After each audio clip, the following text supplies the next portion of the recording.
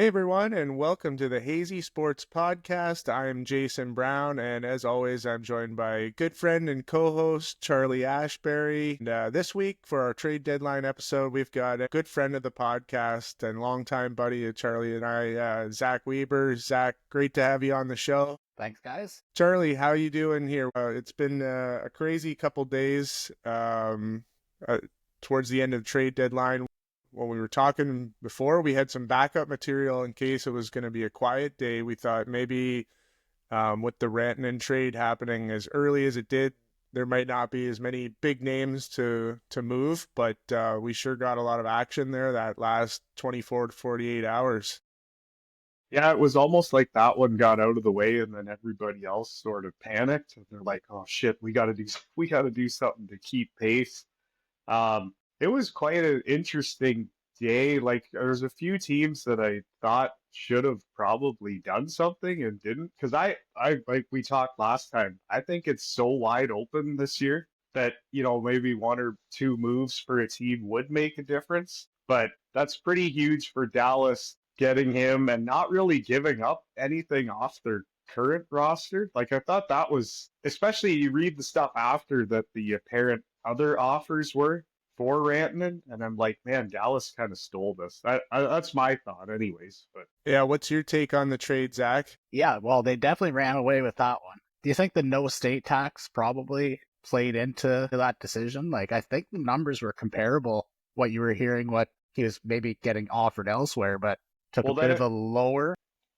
it came out last night that the Edmonton Oilers actually offered him more money, but they didn't have the assets to get it done. But he was apparently offered 14 or 14 and a half from them, and obviously they didn't get it done. Yeah. Yeah, I gotta think it's the no state taxes helps. Nice warm weather in Dallas is probably a pretty good place to live. I think there's a couple obviously hints and a few other lots of shootouts, but he's got some other Finnish teammates on there, so I think probably a little bit of a comfort.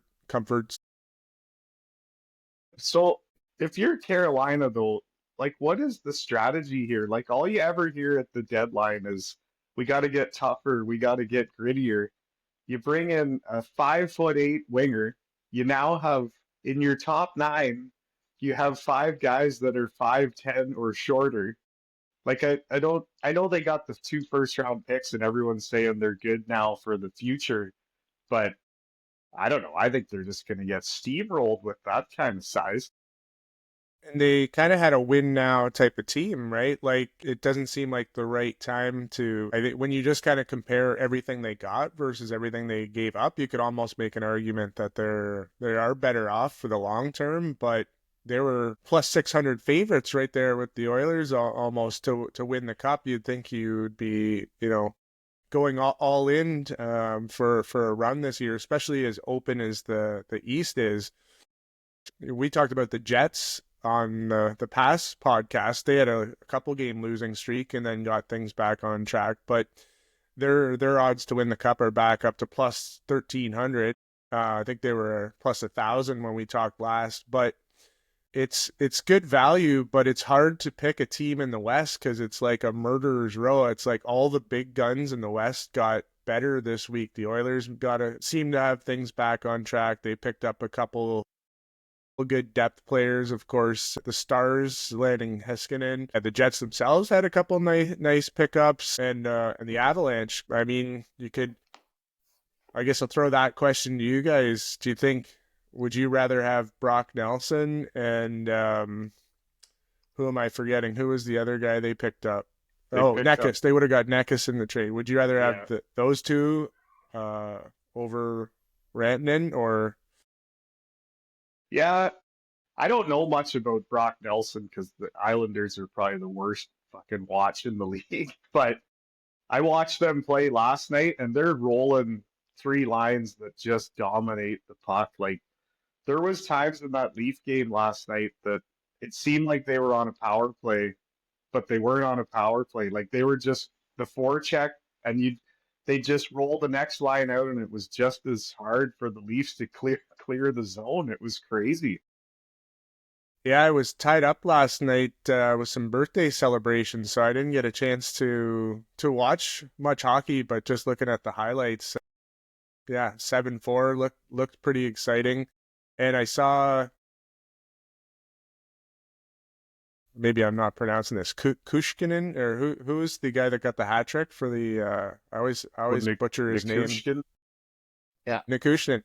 Is he playing? Do they have him on a line with So he'll be on with Brock Nelson. is he? Oh, okay. So he wasn't on the top line. No, he'll I don't be know. probably looking at second power play unit as well, I think. I didn't know if some of that was the McKinnon effect, because we talked about how much of Rantanen's success over the past couple of years was a result of playing on a line with McKinnon. And then when I saw he got the hat trick, I thought, oh, maybe he's just now getting all those goals and points that Rantanen would have got. Well, and so everyone's talking about how you can't really say that he's a McKinnon, he's thriving off that. But McKinnon leads the league in primary assists. And it's not even close. So when he went to Carolina, I looked this up. Carolina had nobody in the top 20 for primary assists. And Dallas, their centers, I think the top guy has 19, where McKinnon, I think he got 3 last night. So he's now got 52 primary assists. Like, the guy's just, you can't say that he doesn't create the play. Right. Yeah. So I don't know who the hell, like, the West is going to be interesting. I didn't even mention Vegas, and they're looking strong, but there's, they're going to end up with not really a weak, like the Kings will probably be the weakest team in the playoffs in the West. And the other crazy thing is Colorado and Dallas loaded up, but they're probably going to play each other in the first round.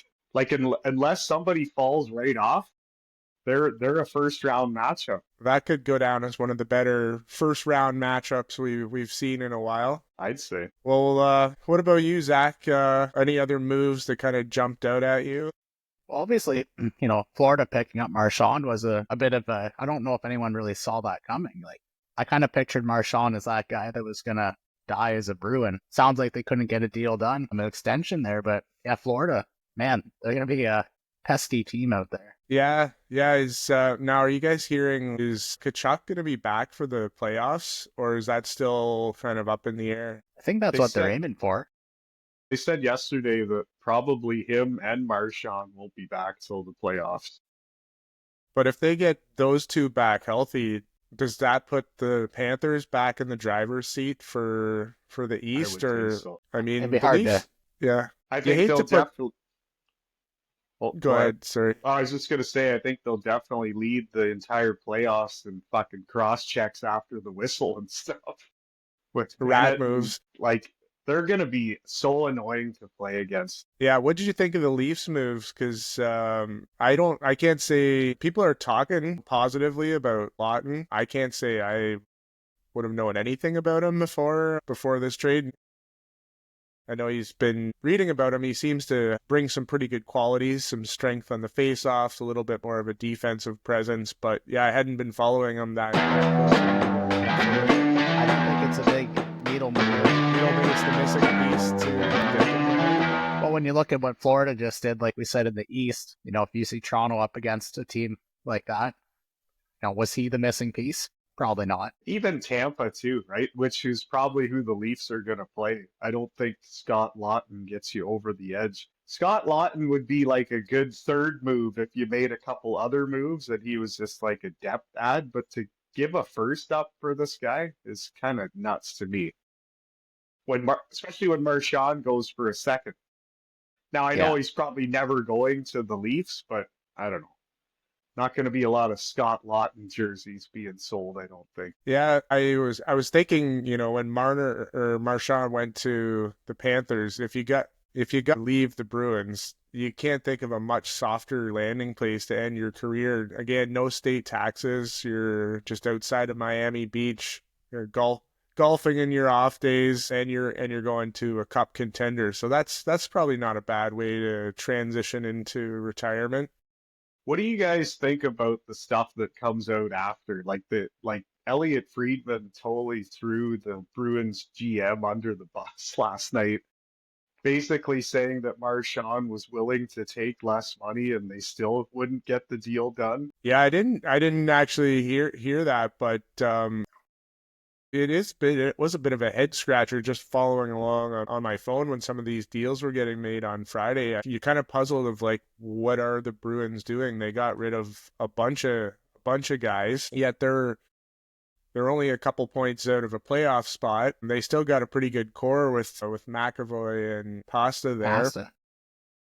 They got a couple guys back. I'm not sure what the overall master plan was there with Boston. Oh, and I don't know why these things need to be reported. Like even the Mitch Marner stuff saying that they had a deal in place and he said no. Like what is now you're just going to be reading about this, and if there's ever a way to drive a guy out of town. Yeah, just when he was getting like on a nice roll, getting his confidence going after the Four Nations, now he's going to get asked about that in every interview for the next week. Yeah, it's crazy. I know they're just doing their job, but it seems like poor, I don't know, etiquette, I guess. Yeah. Zach, one thing I wanted to get your take on, it made me think of you as a Penguins fan, and we see Marchand go down to Florida, a guy we thought would be in the Bruins jersey his whole career. You can't help but wonder what's going through the minds of management on the Penguins side as it relates to Crosby and Malkin. And so I'll ask you, would you rather extend the rebuilding period and keep Crosby and Malkin in Penguins jersey throughout their career, or use them to kind of, I guess, springboard you into the next phase of the Penguins? I mean, at this point, Crosby's 37, Letang's 37, Malkin's 38, I think having won some cups definitely helps that, maybe they don't feel the need to go the Ray Bourque route and try and finish off with a contender and finally win a cup. So having, lived through some cups, it's nice that to me personally, I would like to see them kind of that core three just ride it out as Pens retire. It's going to be sooner than later either way. And, Crosby's still a point per game player this year, 37 years old. It's not far behind that, but, what's the value to another team, for a guy like Malkin? There's probably still some good trade value there, of course, especially for a team making the push. But to me, I always want to see them hang up the Pens jerseys at the end of it and call it a day. Yeah, that's a good point. I think I'm willing to sacrifice the rebuild a little bit here. Yeah. I think you could still get, I mean, like you said, Crosby's still a point of game guy, and with his experience, you probably could get a pretty good haul for him. Yeah. If somebody trading for him at the deadline, but it'd be hard not wouldn't to. feel. What's that? It might be hard not to, but Sid will be in the driver's seat in that discussion, right? Like he's earned that Yeah. if he chooses to stay, that's the decision. Yeah, I think so too. But it's kind of an interesting debate because you could right now with Sid being as good as he is, but the team not quite being a contender, you're probably going to be tricky to put any sort of contender together for him right now. It's been tough to watch this season. You could get some good pieces back, but like you said, I don't think many fans are feeling too much sympathy for you. You had a pretty good 10-year run or so there. Yeah. Yeah, you gotta kind of feel the pain a little bit for a while. I think it'd be a different conversation, if those cups hadn't happened. Yeah, that's for sure. I'm starting to think that maybe Dubas isn't the genius that he was once labeled either. Like he's made some fucking questionable deals. Like the Carlson thing seemed awesome at the time, but then it's such a heavy contract that it's unmovable.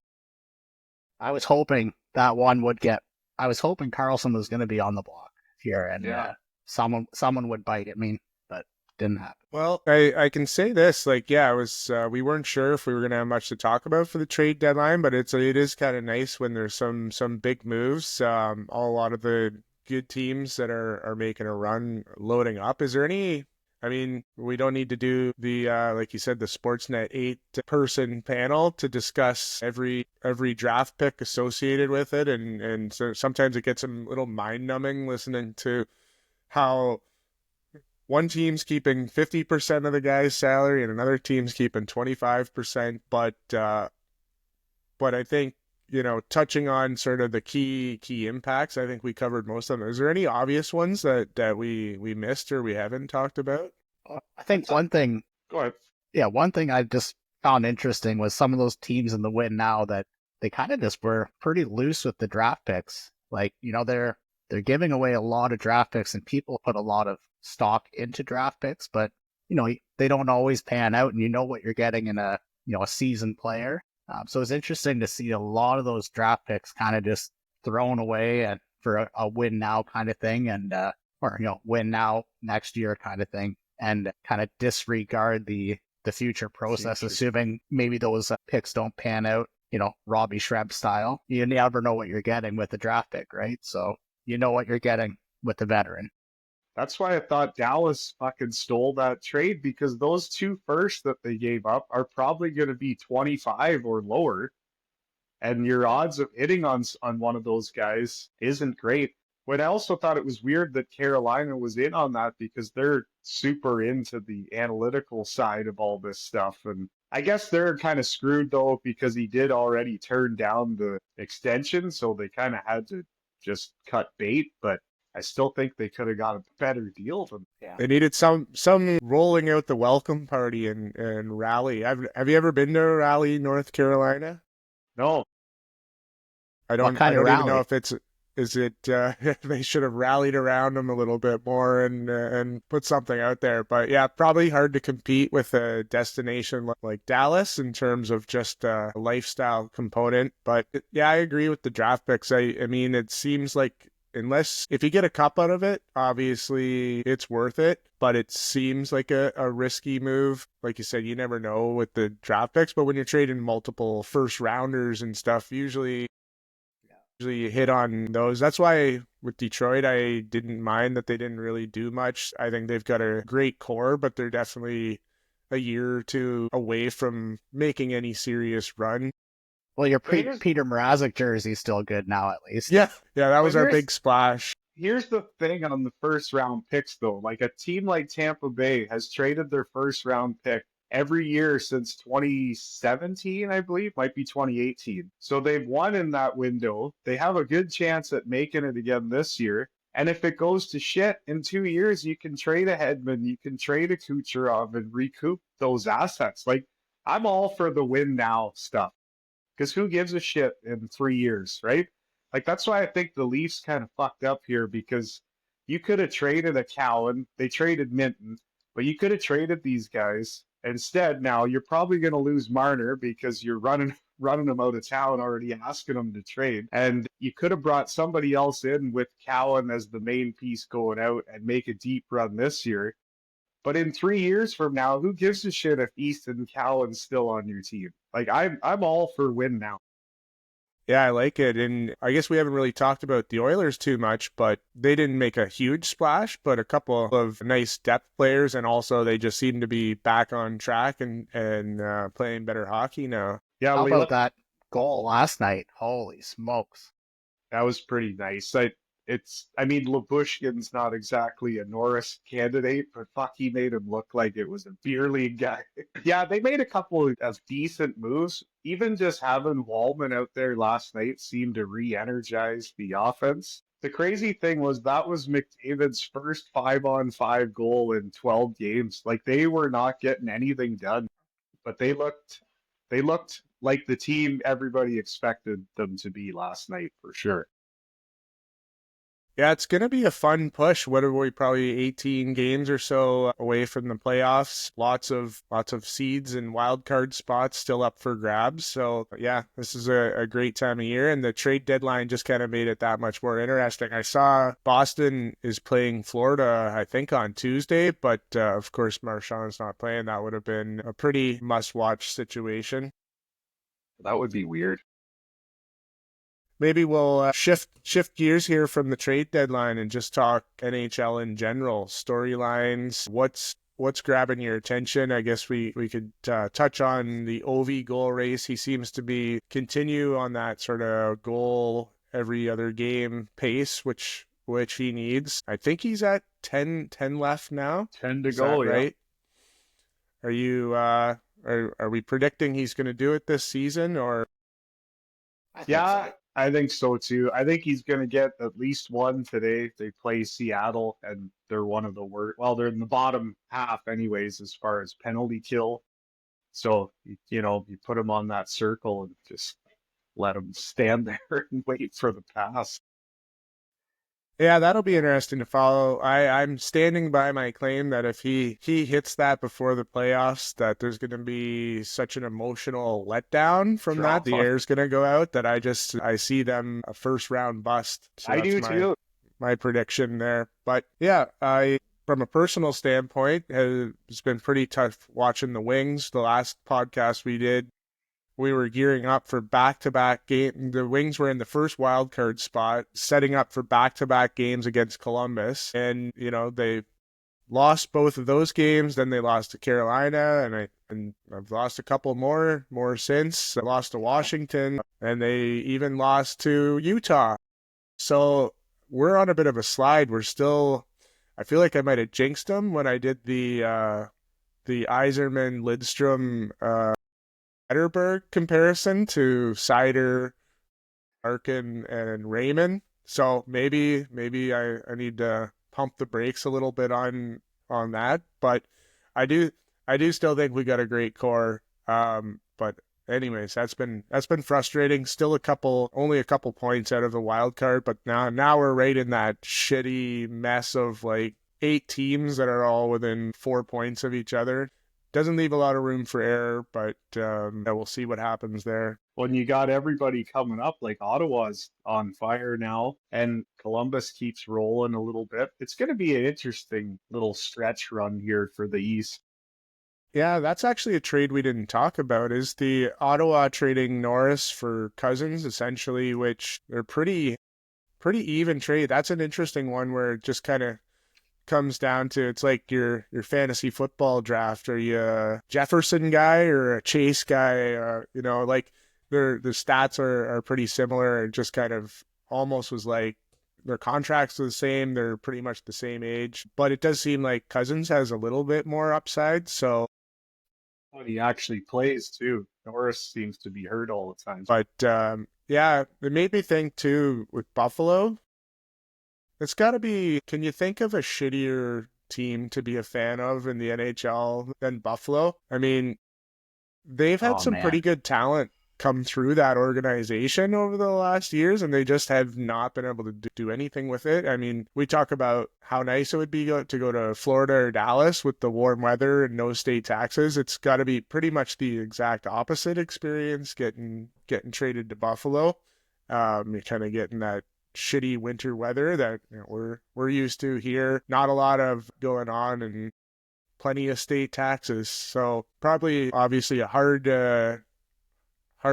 place to attract big name free agents, but it is kind of surprising. They've had some good draft picks and some good talent come through there, but I can't can't put remember it the last together. time that they've made the playoffs, I and think that it's like trade is a bit of a head scratcher to me. I think they haven't made the playoffs in like 15 or 16 years.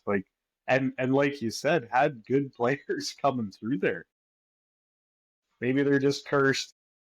Yeah, yeah, but Jets are back on track, so we're still liking that as our value pick from a future standpoint. Looking good. I like their moves too. Nothing crazy, but makes them tougher, and getting Tanev back too. It's a guy who was there, so it's sort of familiar. I think they'll be okay. It's interesting to see the draft odds fluctuate so much from a team. Like, for example, Winnipeg was plus 1,000. I think they lost two games in a row, and they went up to plus 1,300, which they were already had the number one seed by 10 or 12 points. Yeah.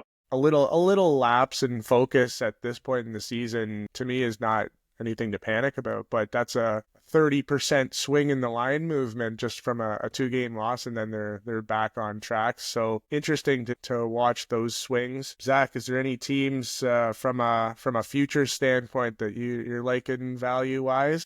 yeah, this kind of maybe surprising, maybe not, but I actually really I just pulled it up here. So live right now, I'm gonna take a flyer on the New York Rangers plus What are they at? 4,600 future. 46. That's plus 40s for the cup. Shesterkin's not played great this year, but they've got themselves in a position where I think they're going to be in the show, and anything can happen here. So I'm willing to take a bit of a flyer on that one, and my It's worth dark a horse shot. in the race. Because you're right, if you have a goalie that can get hot, like we saw with Binnington, you don't have to be good all year. You just got to get hot at the right time. That's right. And They that got kind of goes along with our we don't believe in the Capitals, right? Because that's probably who they would play. And Yeah, they shit stomped them last year, did they not? I Like it believe so. wasn't, yeah, it wasn't even a close series. That's Yeah, not and bad. seeing the way JT Miller's playing, and he's in the dog out there, and that brings us to another team that we're not loving is what What's going on Vancouver's in doing. Vancouver?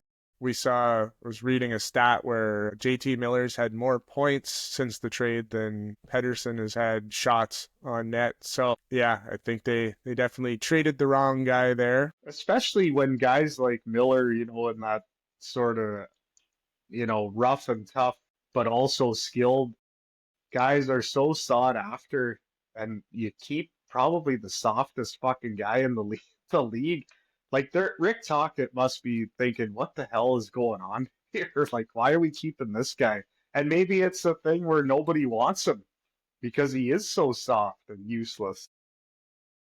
And he's got a huge contract. Yeah, You thought I was going somewhere else there with that, but yeah, he's got a big contract. Hard to move a guy like that. Vancouver, they're right on the bubble right now, fighting for the playoffs. I kind of expected them to maybe do a bit more here at the deadline, yeah. but it seems like they're maybe kind of just willing to ride it in. Hopefully, it seems like maybe the playoffs is the goal, not the cup being the end goal. I don't know. Maybe, yeah, they just seeing what's going on in the West and kind of like, there's no way we're making that run this year. But you don't want to you got a Norris Trophy defenseman in the prime of his career right there. You don't want to let too many years go by not taking advantage of that and putting more pieces around him. I was curious, have you guys, when you're watching the games with this Amazon Coast to Coast, have you tried listening to that? If so, what did you think? I had it on last week. I thought it was pretty good, but I think they're almost trying too hard to be funny all the time. Like, the good thing about the red zone is, the guy just gives you what's happening on the field, and obviously there's a lot less, scoring and stuff in hockey. Like, you can go longer spells without something happening. But I like the idea. I just think they got to fine tune it a little bit. Yeah, I haven't watched a whole lot of it, I'll be honest, but what I have watched, it seems like there's almost too much banter Yeah. on the panels in general versus just cutting to game scenarios. But that was like my experience. Yeah, it's a cool idea, and I think you're right, Charlie. Like, if they tweaked it a bit, it could be great. Like, I heard them talking about it as being this kind of a combination of the red zone and the Manning cast. I think they just need to make it much more red zone than Manning cast, because exactly. I do think it's cool. Like, when they have a full slate of games on Thursday night, it kind of gives you that NFL Sunday sort of vibe. And if they were like, cutting into the good games when a team was on a power play, or, you kind of like whatever game's the most interesting, cutting back and forth and having a little banter, I'm cool with. But yeah, 4-person panel, I found it like hard to actually pay attention to any of the game. And the stuff they were saying wasn't really that funny. Like the story about Biz falling asleep on the plane and he was putting candy in his mouth. And then they're all fucking doubling over like it's the funniest thing that you've ever heard, but it's it not. had to be there. Yeah, I mean, it's a tough gig. You gotta, Sure. there you gotta try to tell stories and keep it light. But But the thing is, though, these guys played with all these guys. Tell stories about the guys that are playing and stuff, right? But there could be way more insight, I think, of stuff that you don't know over the trying to be funny stuff. yeah, I don't think it's for me. I mean, they tweaked it, but ultimately, I think when I watched it for the first time, I watched it for 10 or 15 minutes, and then I just thought I'd rather just watch the game and then flip around on my own from game to game. But definitely, if they switched it more to that red zone format where it was 90% focused on the game and just kind of cutting in and out to the most interesting moments and games that were on, that would be kind of cool. That's what I used to love about the first round of the playoffs, or I still do love about the first round of the playoffs. You'll be watching one game, but they'll be kind of like, you'll be getting these cut-ins with there's always so many important games on the go that you're getting lots of updates and action from all around the league. So we've talked trade deadline, covered some of the highlights around the league. Now we're going to try a new segment where we do the Hazy report card. So each of us are going to take something going on in the league and give it a grade from our perspective. So Charlie, do you want to kick things off? Yeah, I'll kick things off. From last night, I got a big A+ for the Colorado Toronto game. Like if that was a final, I would sign up for 7 games of that right now. Like so much skill on the ice and so much pace. Like there was a stretch in the first period where it seemed like there was a scoring chance on every single shift. It was just end to end. The high quality of play. I could watch Cale Makar just skate backwards with the puck on that blue line all day. Like the guy is so smooth. It's just like, especially the week before, watching my Oilers just completely stink it up against Anaheim. And then you watch a game like that, and it just reminds you like there's fucking levels to these teams. And It's almost like back to it just got me so pumped for the playoffs when we're going to see the best and the best. So A+ across the board for me. And actually, the Leafs played like shit. Like they had a great first period, and then they just got dominated after that. But man, it was a good game. It reminded me of like 80s hockey. Like it could have been 10-7 last night. Yeah, I was sorry I had to miss that one, but as soon as I saw it on the schedule, I think I texted you. I said it's hard to not see that being an over.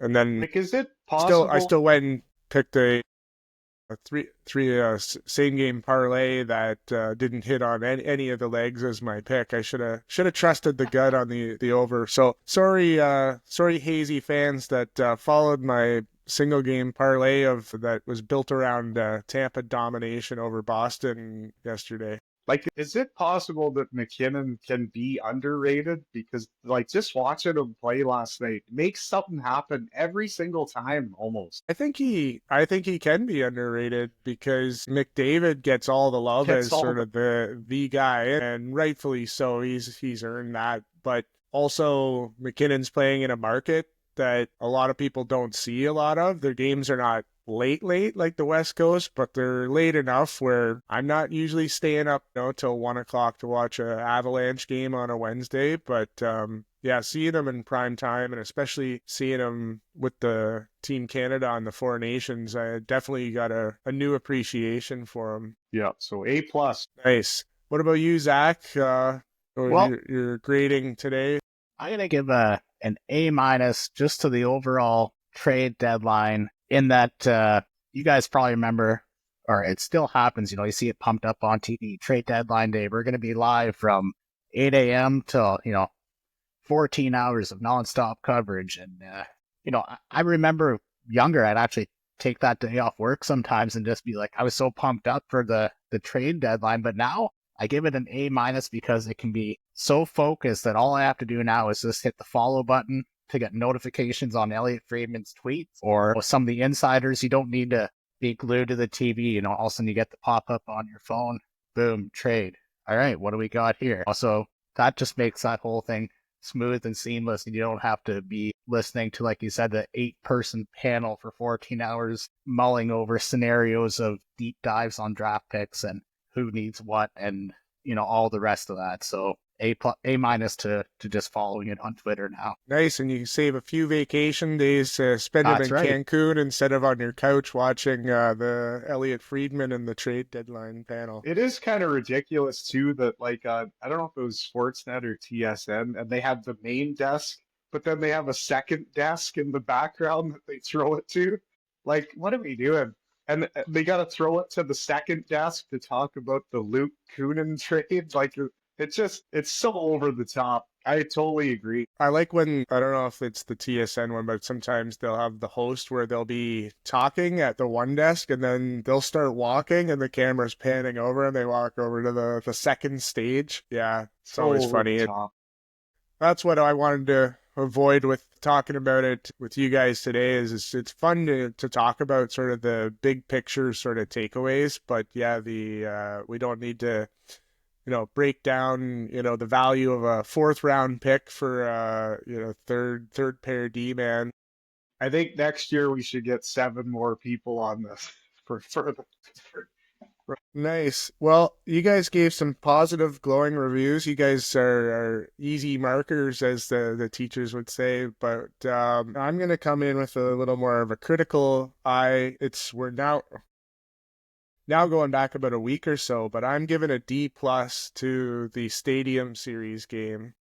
And it's not just because the Wings lost. I just think that it's a terrible viewing experience. I think minus 20 weather is never going to create good hockey. Just guys' hands are frozen. You're not going to get crisp passing. You're not going to, there is a novelty to it, but it doesn't make for good hockey. The stadium is set up where the first row is like 100 yards back from the rink. So when you're watching the game and all you see is a big tarp all the way around. So just aesthetically, it doesn't look that great. It's kind of a cool atmosphere that they packed 90,000 people into that stadium, but you can't say like anybody's watching that game and really able to follow it. It's almost like glorified tailgating or something to me. And also all of the in-game, I don't know how much you guys watched of that game, but they're like cutting to random ex-Ohio State players that know nothing about hockey for these in-game interviews. Like it was terrible hockey.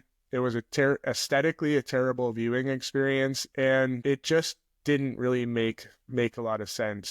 The worst one was the fucking Todd McShay and his golden retriever. And they cut to him at the side and they start asking him about his dog. What the hell does that have to do? That's when my grading officially dropped from a D to a D minus. Oh, sorry. I did give it a D plus. No.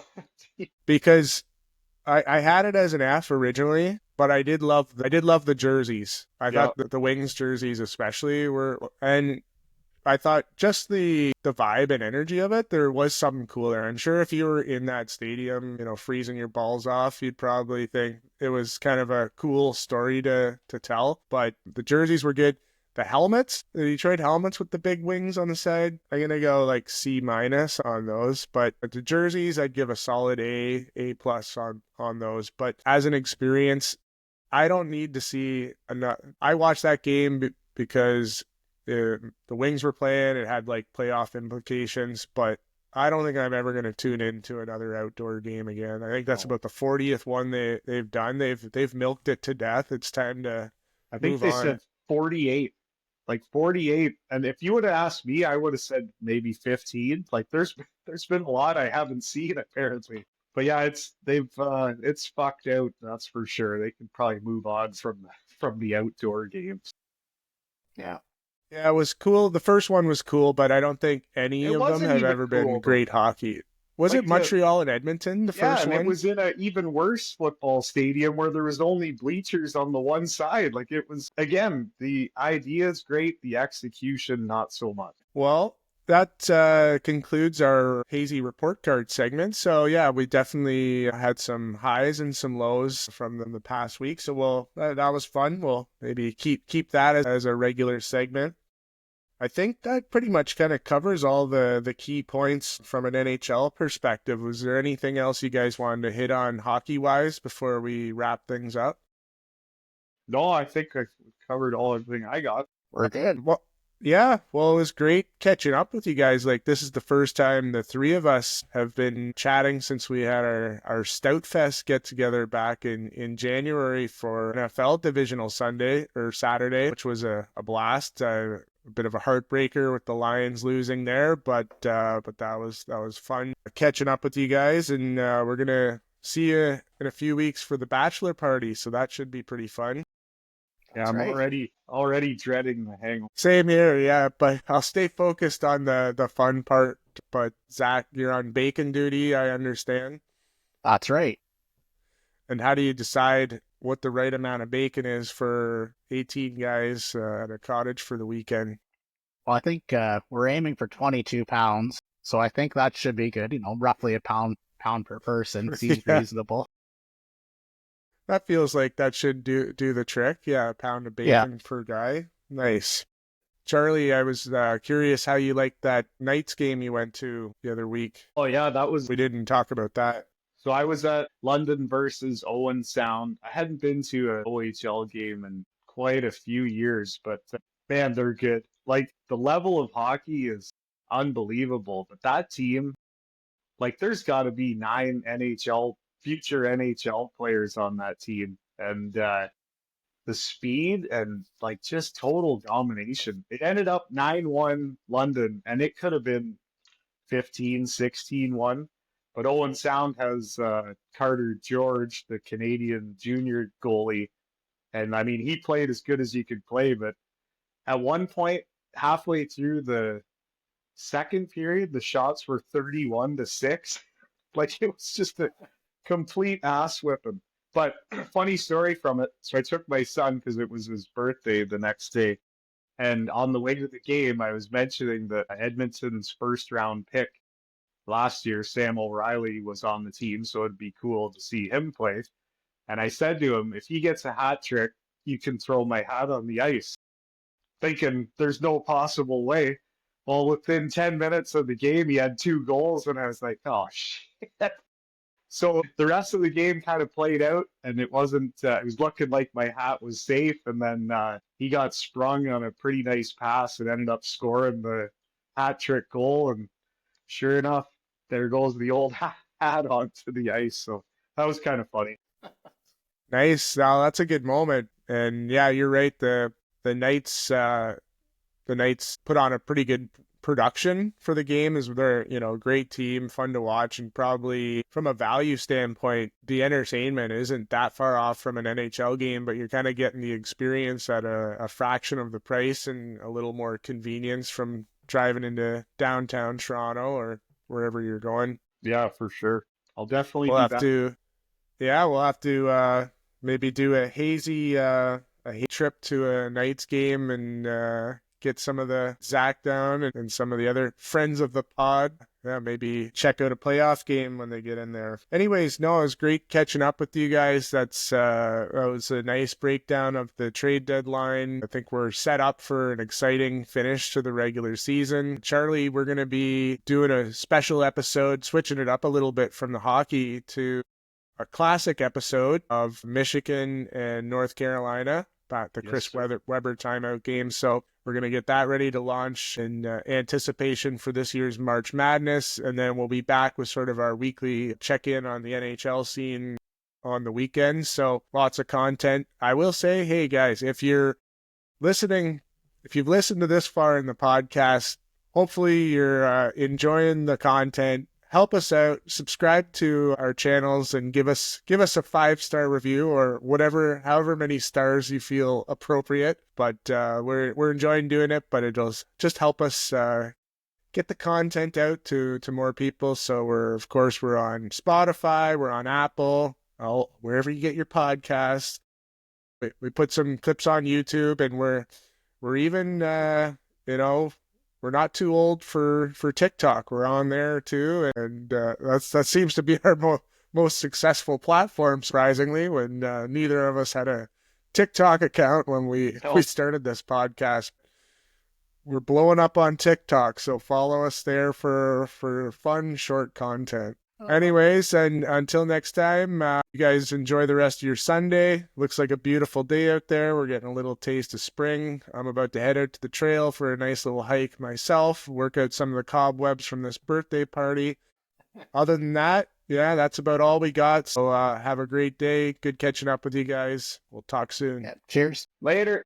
Thanks, guys.